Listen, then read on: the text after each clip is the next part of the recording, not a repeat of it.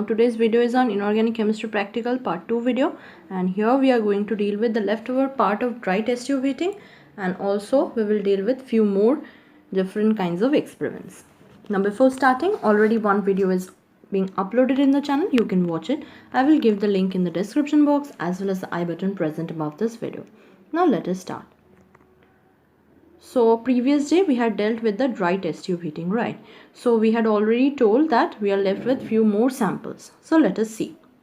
Now another sample is HgCl2, which is white in color, and it also gives white sublimate which is formed on the upper cooler parts of the test tube, and when NaOH is being added, the sublimate turns yellow. Now reactions of this is difficult to obtain, so right now you should always learn the observations. Okay. Now HgI2, which is orange in color, the yellow sublimate formed on the upper cooler parts of this test tube, and this turns red on being rubbed with a glass rod. If you rub the glass of the test tube with a glass rod, then it turns into orange in color.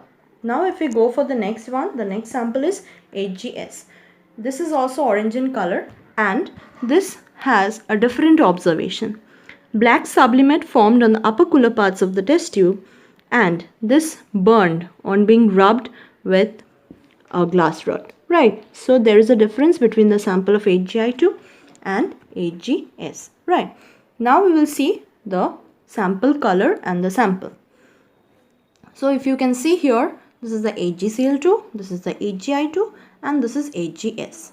So this is difficult to distinguish by only seeing, right? And this is more tougher to distinguish, right? Because it is white in color. So dry test tube heating helps us to distinguish them. Now if we go for the next part, that is dry test tube heating for these samples, HgO, which is orange in color, this orange solid on being heated disappears and grey sublimate formed on upper cooler parts of the test tube. Now the reaction is 2HgO to give 2Hg, which is grey in color, okay, which forms the upper cooler part test tube's grey sublimate plus oxygen. Now PbNO3, which is white in color, so it is present, and when it is being heated, brown fumes are formed and light yellow residue remains with a crackling sound, and this light yellow residue is 2PbO. And next one is 4NO2, which is the reddish brown fumes which is being observed. Now if you see the next part, which is 2PbO3O4, here the Pb3O4 is orange sample, and this solid disappears and a yellow compound is formed, and this yellow compound is of PbO, that is yellow in color. Next we see copper nitrate, that is CuNO3, brown fumes, formation of black residue.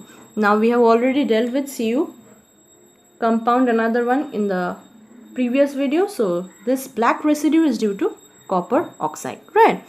Now these are the samples. This is HgO, this is PbNO3, and this is Pb3O4, and this is copper nitrate. So CuNO3 whole 2, right? Now this is the next topic, that is fusion test. So last day we had discussed few white sublimates which is being obtained, and here also we have dealt with HgCl2, which gives a grey sublimate. So these can be easily distinguished using this fusion test. Now this fusion test is the sample is mixed with 4 to 5 times of its amount with a fusion mixture. Now what is this fusion mixture? We have to know the meaning of the fusion mixture. Basically fusion mixture means soda lime, and the soda lime refers to our NaOH plus calcium oxide.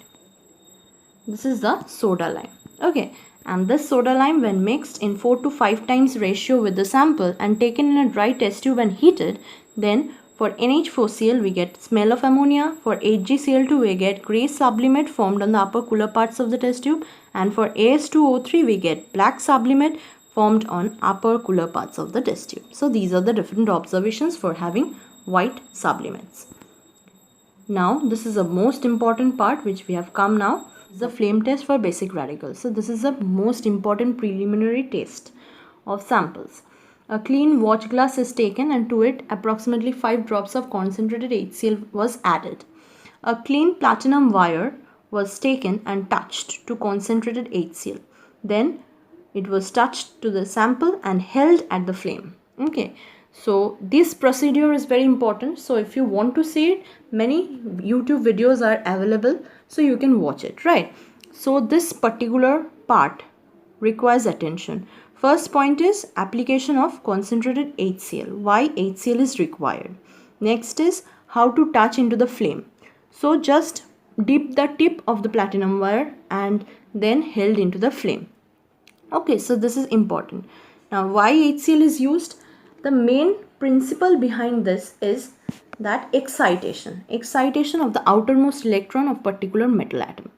So concentrated HCl converts metal salts to their Cl minus form, which is volatile, that is chloride. On heating this chloride salt, it vaporizes and takes up the energy from the flame. The electrons of the outermost orbit of ionic compounds as a whole gets excited to higher energy level. Okay, and this electrons on getting energy jump from ground state to an excited state. When they return back to the ground state, they emit some energy with a wavelength, and this energy released corresponds to a specific wavelength of visible spectrum, and then we can see the complementary colors. So if we take sodium salt, then we will see golden yellow color, and this color vanishes when we use double blue glass, when we see through double blue glass, colorless observed. Next, for potassium salts, if we see, it is lilac and crimson, its color becomes crimson through double blue glass. For calcium salt, it is transient brick red and it becomes light green after seeing through blue glass. Next, for strontium, it is persistent red, violet through blue glass. Now remember, transient means it just comes and goes away, and persistence means it remains, the color remains for some time. Now for bismuth salt, it is bluish white, and for lead salt, it is bluish white. Now the important part is that the wire gets corroded when lead salt is being taken, and an exception to all these cases is CaF2. Though it should have shown transient brick red color, but it shows persistent red color. Remember this, persistent red color. This is an exception, and this is important. Now this is the color of lithium salts and sodium NaCl, KCl, RbCl, that is rubidium chloride, cesium chloride, calcium chloride, strontium chloride, barium chloride, copper chloride, and thallium chloride. And these are also many few. You can see it from here that there are different colors for the flame when just held in the mouth of the flame, the platinum wire dipped in the sample. And I have already told you the principle behind this, right? So this is the main question which comes from the flame test, that is, what is the principle behind the flame test, or can you define the flame test? So this is the definition. A flame test is an analytical procedure used by chemists to detect the presence of particular metal ions based on the color of the flame produced. When heated, the electrons in the metal ion gain energy and can jump into higher energy levels. Because this is an energetically unstable, the electrons tends to fall back to their previous place, releasing energy. This energy released is as light energy, and these transitions vary from one metal ion to another. It leads to characteristic colors given by each metal ion. So if you can see this diagram, this is being excited, so electron has shifted to outermost shells. When again it becomes de-excited, then it releases energy and comes back to the previous shell of its resignment. Now remember, characteristics color region means that it has a fingerprint color. Every individual will have different fingerprint regions and different colors. Okay. Now other two examples is that copper salts will show greenish blue color and barium salt will show apple green color. Now the specific question comes that why do we use HCl? We could have taken sulfate, that is H2SO4 or HNO3, but why? Because remember, sulfate salts of metal ions is non-volatile. If it is non-volatile, then excitement is not occurring, right? and the nitrate salts decomposes. So concentrated H2SO4 and concentrated HNO3 is not used. And this double blue glass actually cuts away the all radiations coming from the impurity of sodium. So it helps to understand certain colors like of blue shades, that is either violet or blue hues. Okay. Now this answer is being written here, that is why are chlorides used in flame test. I have already told previously, but just now just read it. That is metal chlorides are usually more volatile than other salts. More of the salts will be converted to the vapor in the flame and therefore gives us brighter color.